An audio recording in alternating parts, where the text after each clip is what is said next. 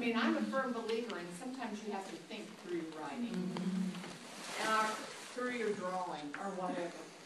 And then teach them to be self-advocates. The law says, for you people in middle school and high school, students with special education designation, ADHD designation, need to be, the school needs to be working by age 14, helping those individuals get ready to transition. Because they are, oh God, this is scary. They are emerging adults. Yes. For those of you that are in the parent area like that, it's real scary. My husband's psychiatrist yesterday said, now I've got 2 of my 3 daughters driving. And she said, my anxiety level's up to here. Yeah.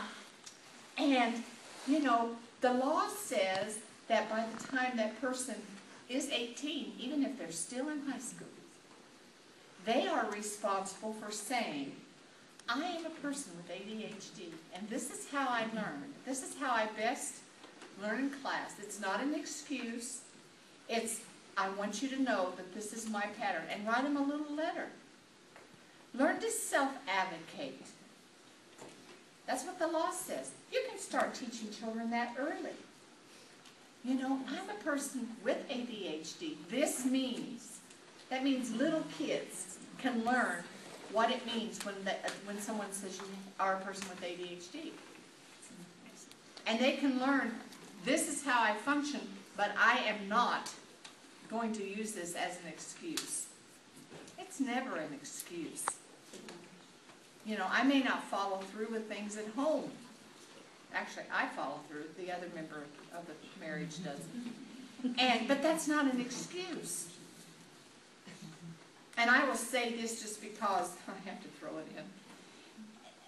And he knows that I say this. I don't call that lack of follow-through. I call that learned laziness. That's not an excuse. And I know where he learned it. From that exciting mother-in-law of mine.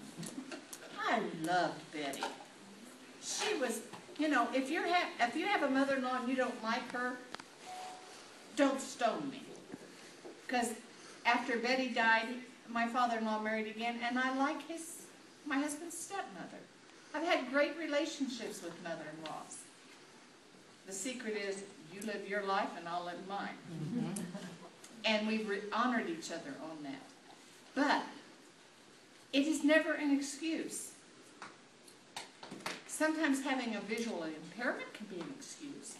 Sometimes having a hearing impairment can be an excuse, or a physical impairment. But ADHD is a disorder. It's not an excuse. So, self-advocacy skills, they can start learning that at an early age. And then always maintain